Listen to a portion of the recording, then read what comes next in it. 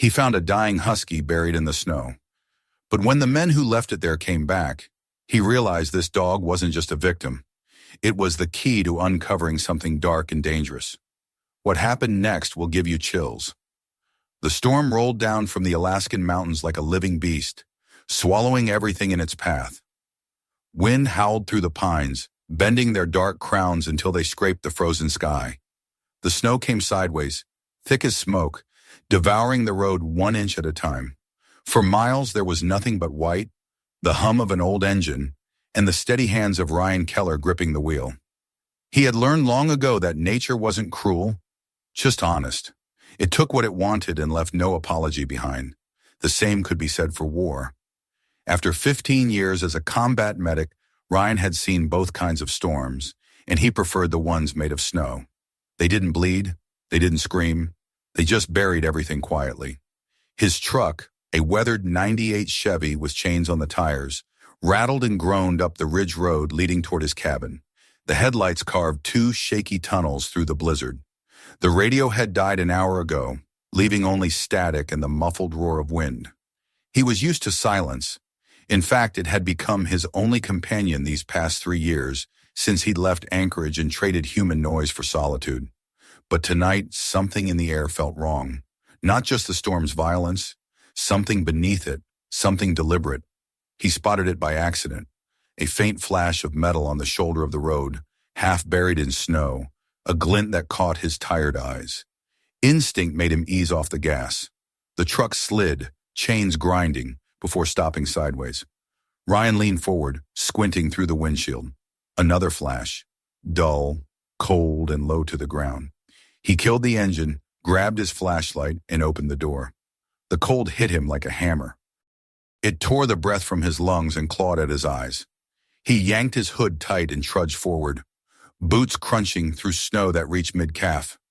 The beam of light shook with his breath as he swept it across the ditch. Then he saw it. A cage. It wasn't a simple pet crate, too heavy, too reinforced. The bars were thick, industrial, and one side had caved inward as if from a desperate struggle.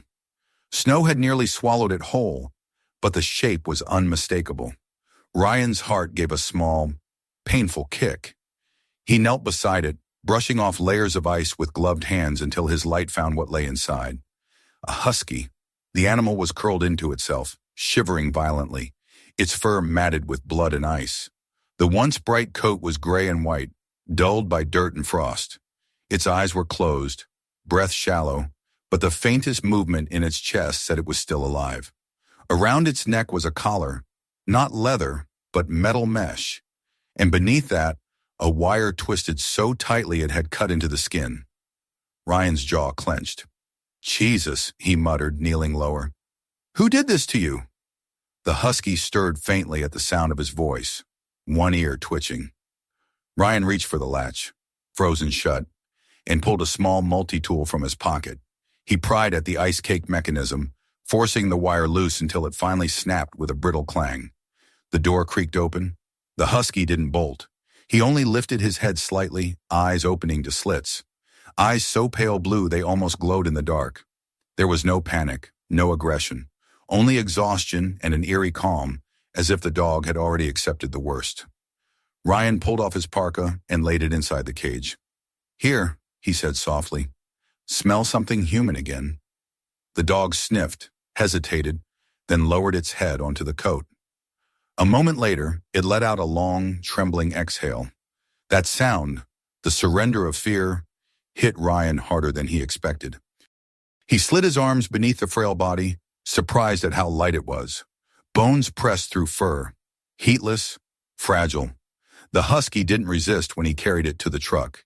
He laid it on the passenger seat, wrapped tight in the coat, and cranked the heater.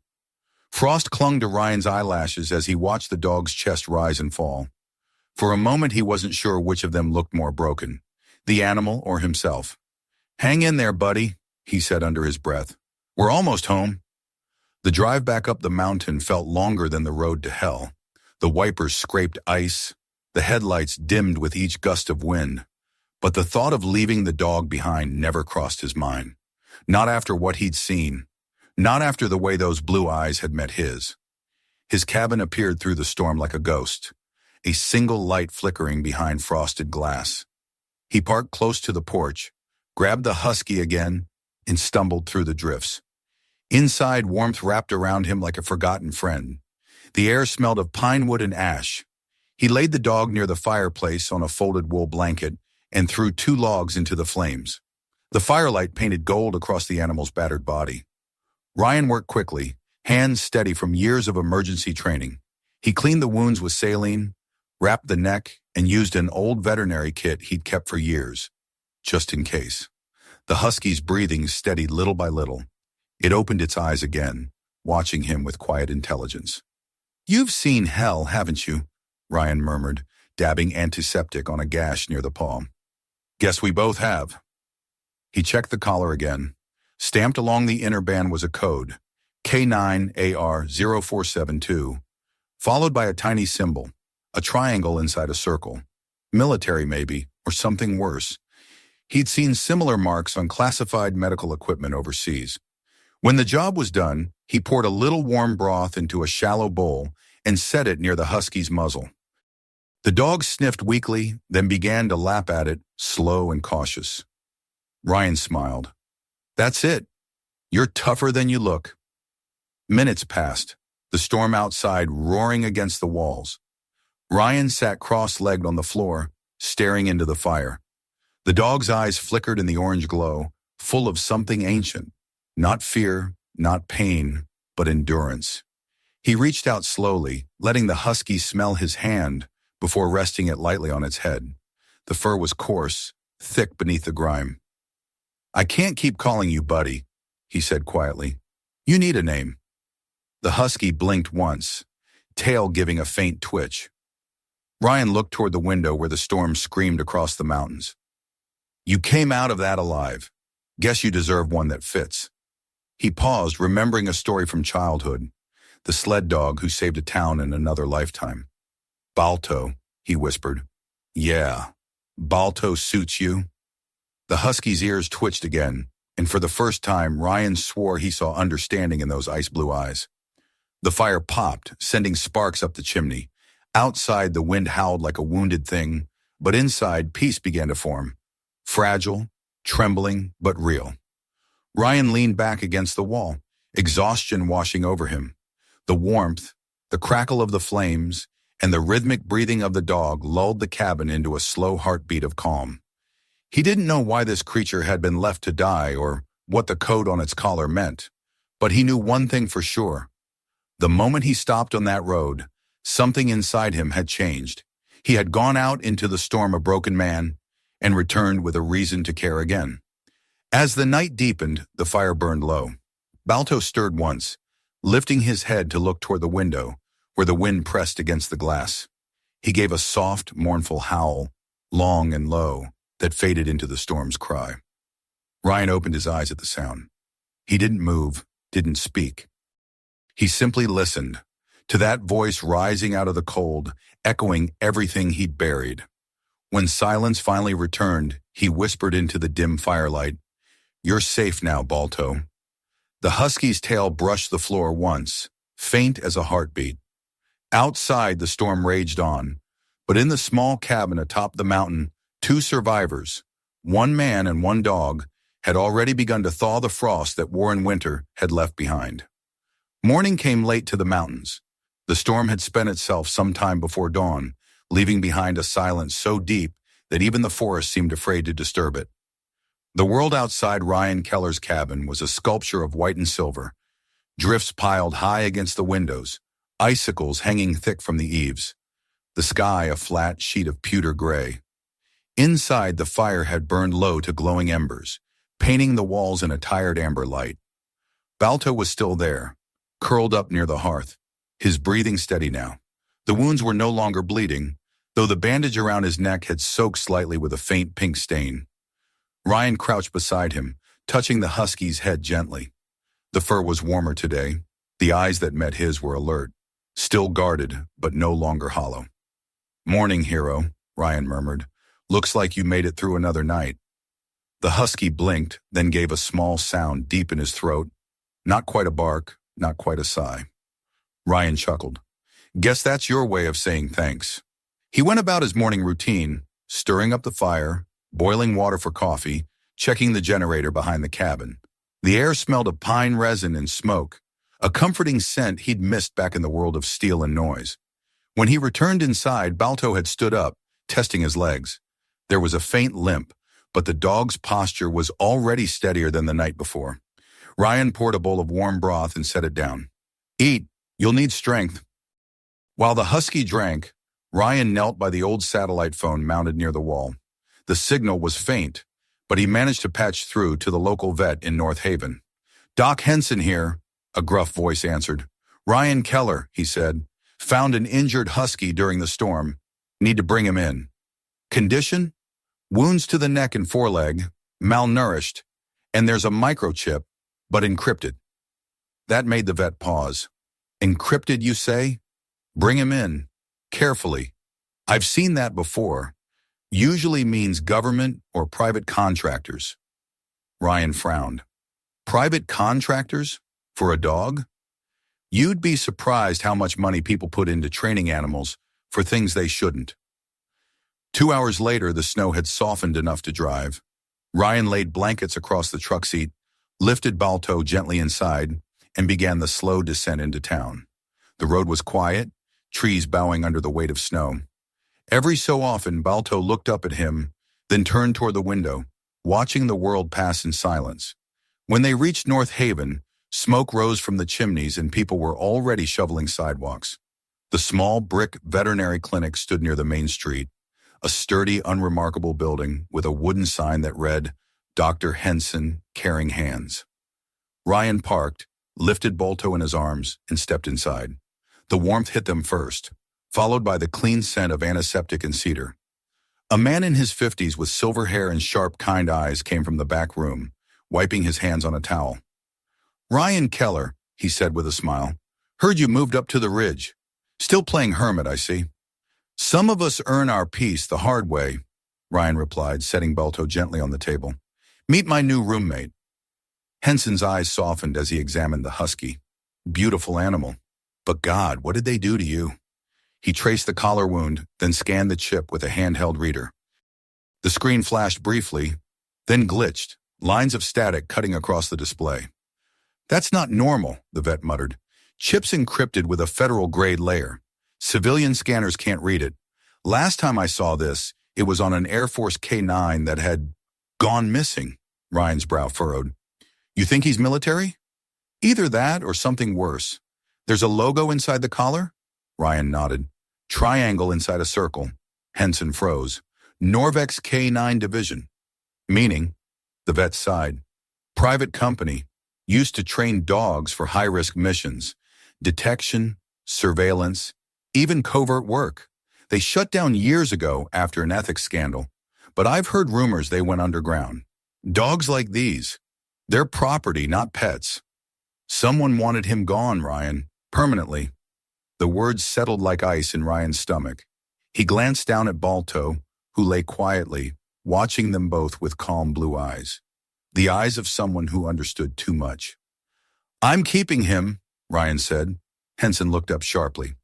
That may not be your choice. Then they can come try to take him, Ryan replied. The vet smiled faintly.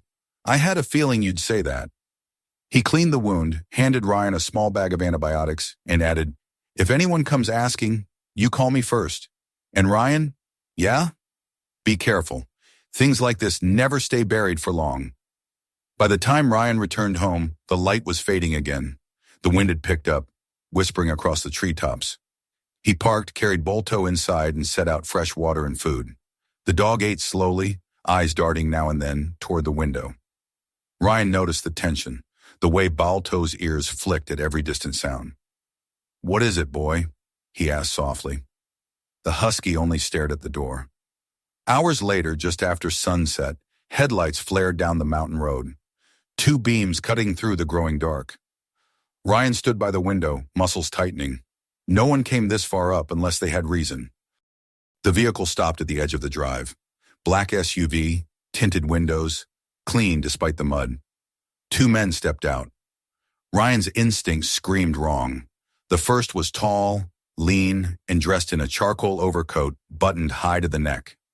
His movements were too measured, too precise, military without question. The second was shorter, heavier, carrying a clipboard. Both looked like they'd rehearsed this moment. Ryan opened the door halfway as they approached the porch. "Evening," the tall one said pleasantly. "Sorry to bother you. We're looking for a dog. Male husky, gray and white, about 4 years old. Escaped during the storm. We were told someone might have picked him up along the ridge." Ryan's expression stayed calm. "You and everyone else losing dogs this week?" The shorter man smiled tightly. "We're with Northern Animal Recovery. Here." He flashed a laminated badge. Ryan caught it for half a second. The logo generic, no seal, the photo blurred. Fake. Balto appeared silently behind Ryan, shoulders stiff, fur rising along his back. A low growl rolled out of him, deep and guttural. The tall man's smile faltered. "Looks like he recognizes us." Ryan's voice dropped to steel. "Or recognizes what you did to him." "We just want what's ours, Mr. Keller," the man said softly. "He's company property. Dangerous. You wouldn't want to get hurt." Ryan stepped fully onto the porch, his frame blocking the doorway. "You've got 5 seconds to leave before I call the sheriff, and I've still got friends who answer faster than him." For a moment, none of them moved. The air thickened. Then the tall man exhaled through his nose, gesturing to his partner. "Let's go. We'll return with proper authorization." The SUV backed down the drive, tires crunching over snow. The taillights faded into the dark. Ryan stayed there a long time, listening to the wind. Only when he was sure they were gone did he close the door.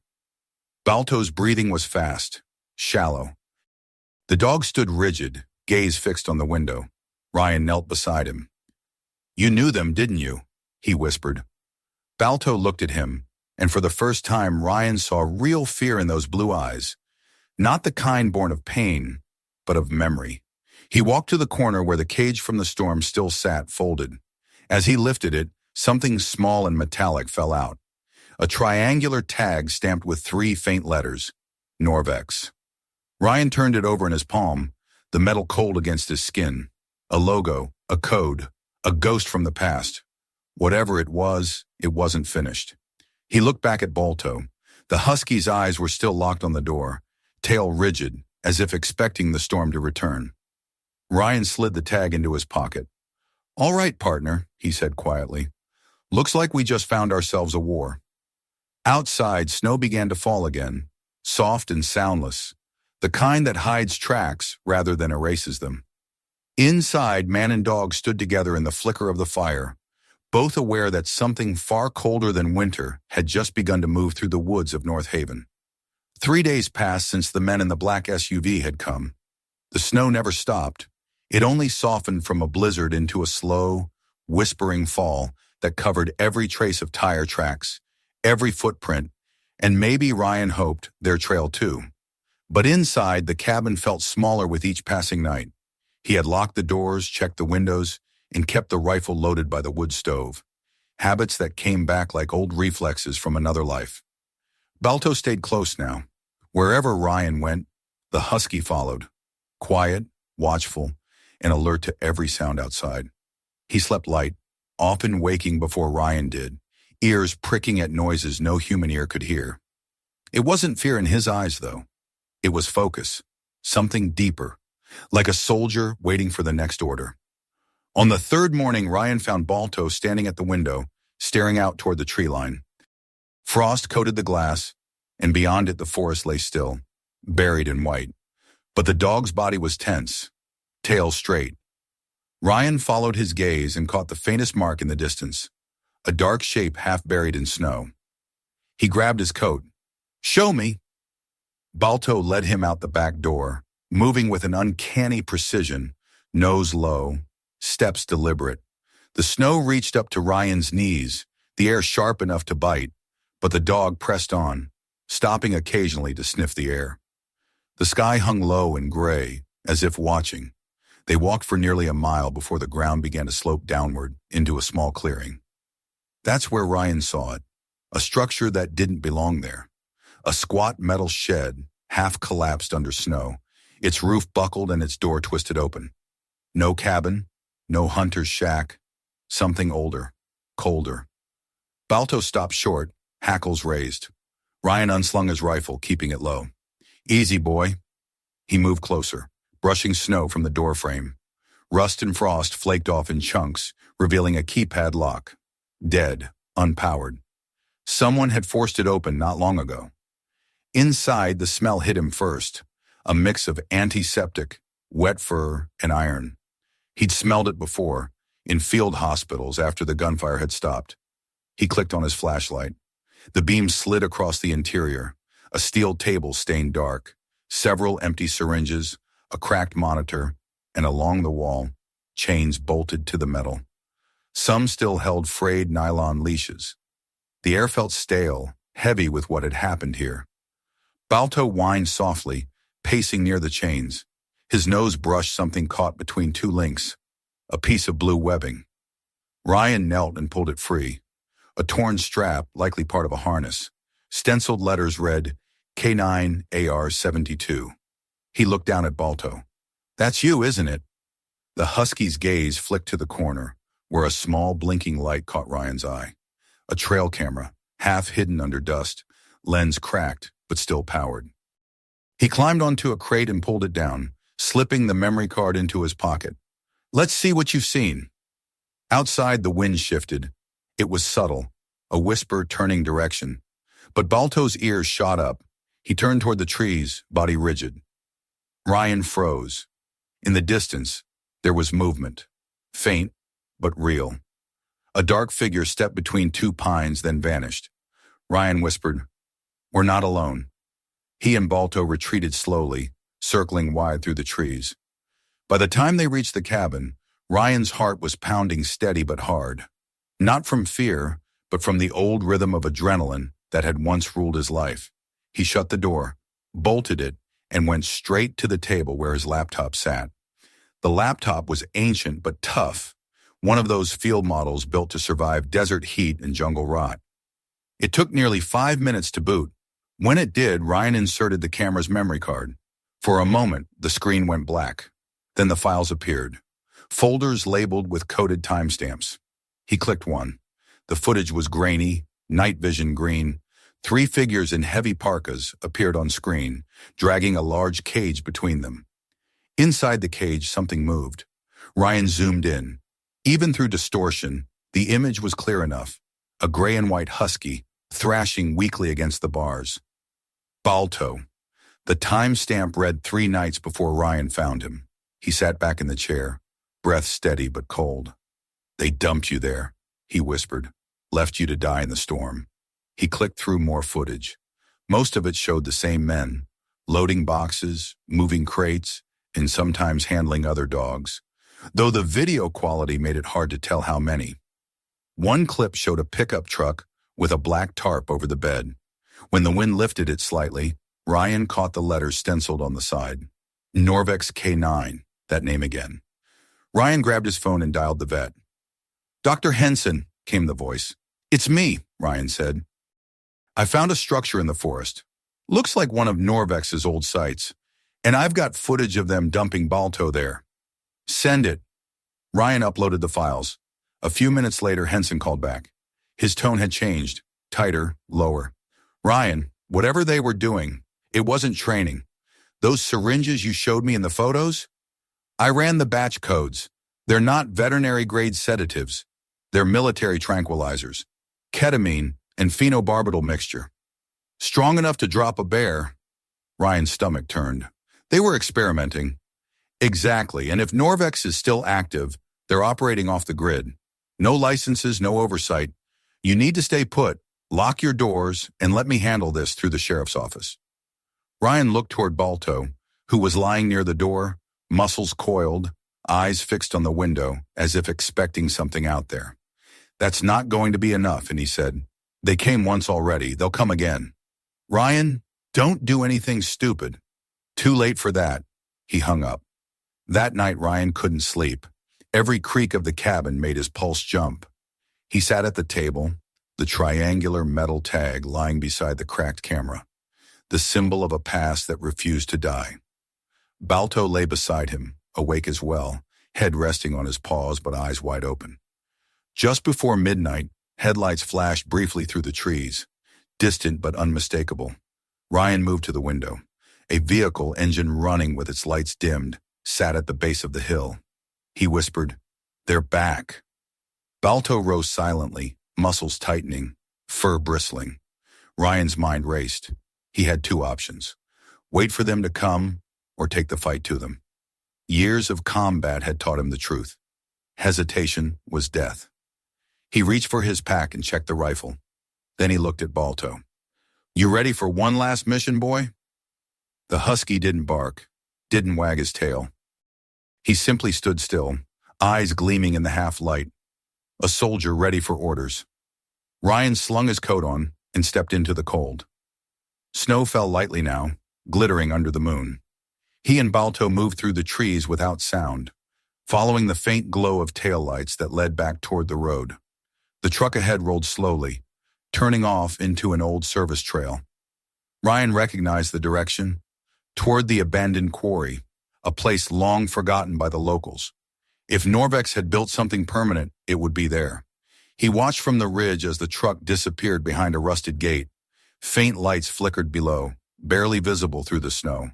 A base, hidden in plain sight. Ryan crouched, his breath clouding the air.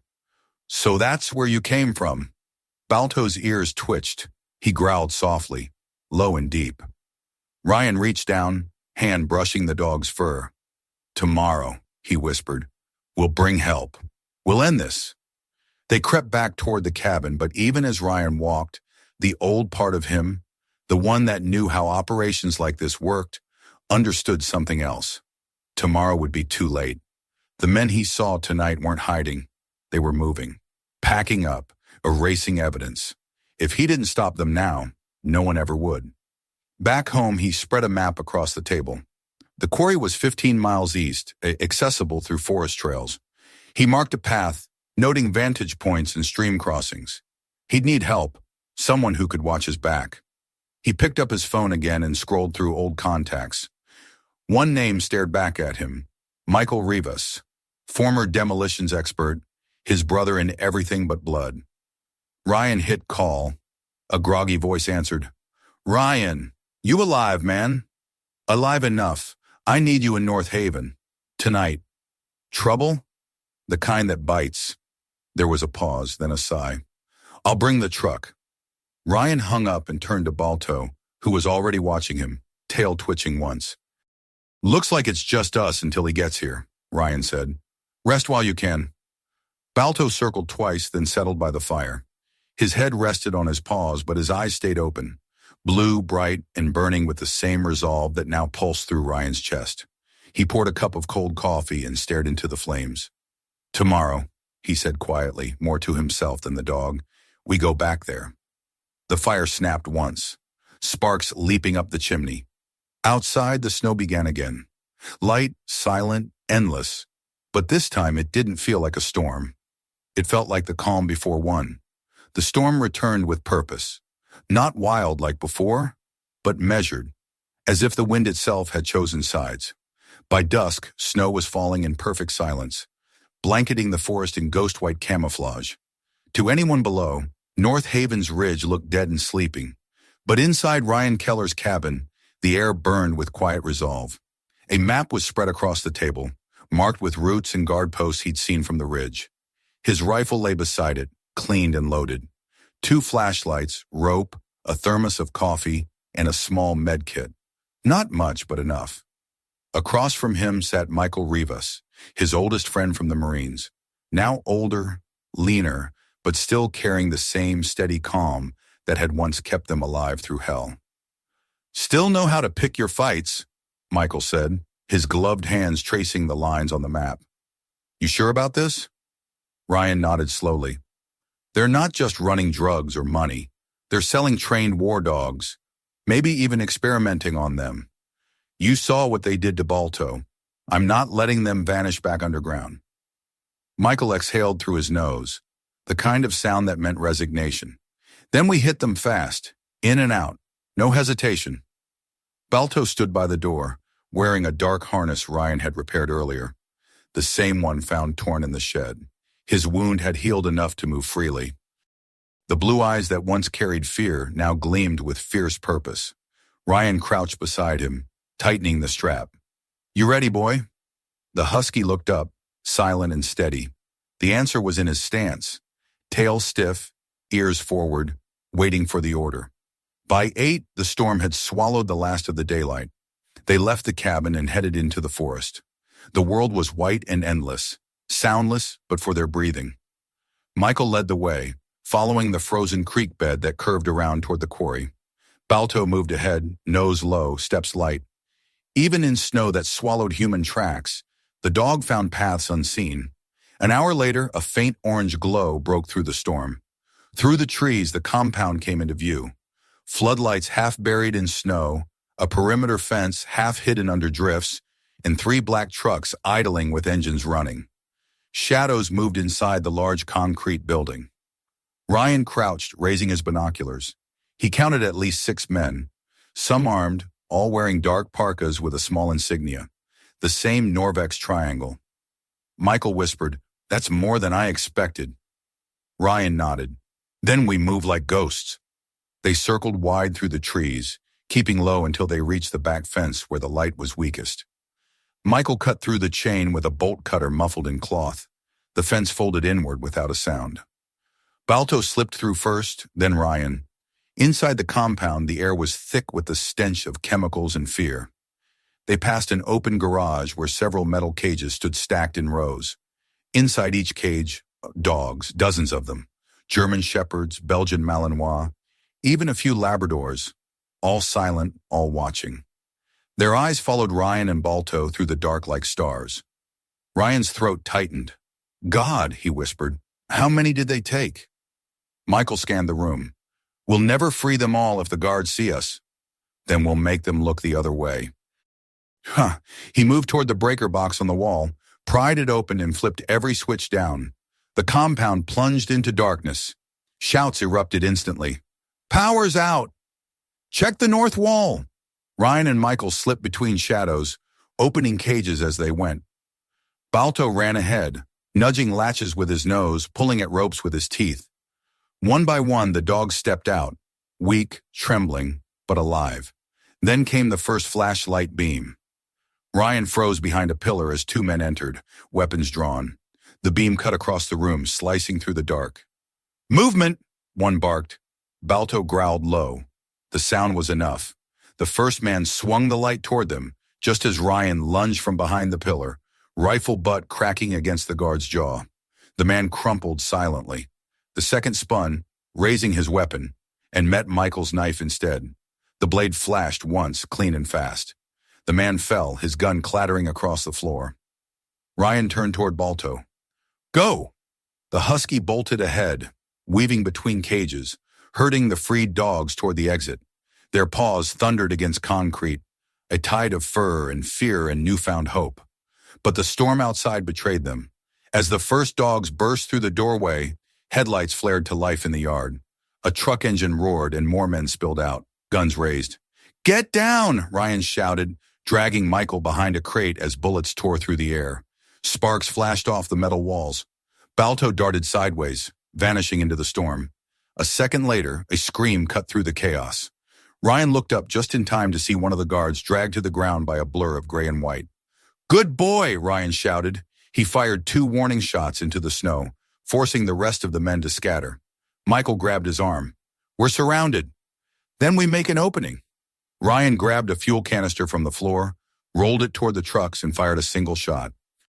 The explosion was deafening, a bloom of fire that lit the night orange against the snow. The shockwave knocked both men backward, but it also gave them what they needed: confusion. "Move!" Ryan yelled. They sprinted through the chaos, guiding the dogs toward the forest. Balto ran beside them, blood streaking his fur where a bullet had grazed his flank. But he didn't slow. By the time they reached the tree line, sirens were already echoing down the valley. Flashing lights cut through the storm. Ryan turned to see the first sheriff's vehicles barreling up the road. Called by Dr. Henson, no doubt. He dropped to one knee beside Balto, checking the wound. "You're okay, soldier," he said, voice shaking. "You did it!" Balto pressed his head into Ryan's chest, breathing hard, tail flicking once before collapsing against the snow. Ryan lifted him carefully, cradling the weight as if carrying a fallen comrade. The rest of the night blurred into fragments, police lights, questions, the sight of cages opened and lives freed. By dawn, it was over. 2 days later, the storm was gone. The world had turned bright again, all white and gold under the morning sun. At the cabin, smoke curled lazily from the chimney. Inside, the air was warm and alive with quiet sound, the soft breathing of 41 rescued dogs resting on blankets across the floor. Balto lay closest to the fire, his side bandaged but healing well. The blue of his eyes seemed brighter now, sharper. Ryan sat beside him with a mug of coffee, every muscle sore but heart lighter than it had been in years. "You saved them," he whispered, running a hand through the Husky's fur. "Every last one." A knock sounded at the door. When Ryan opened it, Sheriff Cole stood there, tall and steady, hat tucked under his arm. Behind him was Dr. Henson, his coat dusted with snow. "You did good, Keller," the sheriff said. "Those men are in custody. The state's taking over the site. You probably stopped something far bigger than we realize." Henson smiled faintly.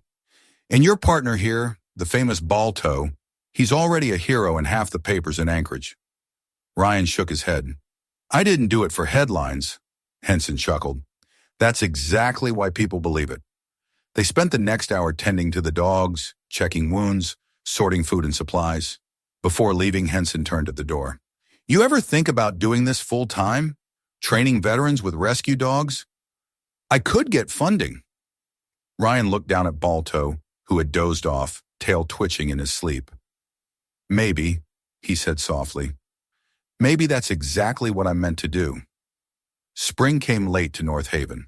The snow melted slow, turning the air crisp and clean. On a clear morning, Ryan stood on the porch, watching the valley glitter in sunlight. Beside him lay Balto, head on his paws, ears twitching as he dreamed. "Look at that," Ryan said quietly.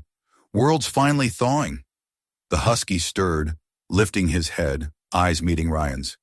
"Yeah," Ryan whispered. "We did all right, didn't we?" Balto gave a soft huff, tail brushing the wood once, and laid his head back down. Ryan smiled. He knew the nightmares would still come. Storms, cages, the ghosts of war. But now he wouldn't face them alone. Because sometimes salvation doesn't come from angels or miracles. Sometimes it comes on 4 legs, covered in scars, carrying the silent strength to heal what's been broken. And in that quiet corner of Alaska, under the bright return of dawn, a man and a dog who had both been abandoned by the world finally found what they'd lost: purpose, peace, and the proof that redemption doesn't always roar. Sometimes it just howls softly in the snow. If this story touched your heart, don't leave without subscribing. Every act of kindness deserves to be heard. Write in the comments, where in the world are you watching from? And remember, sometimes heroes walk on 4 legs.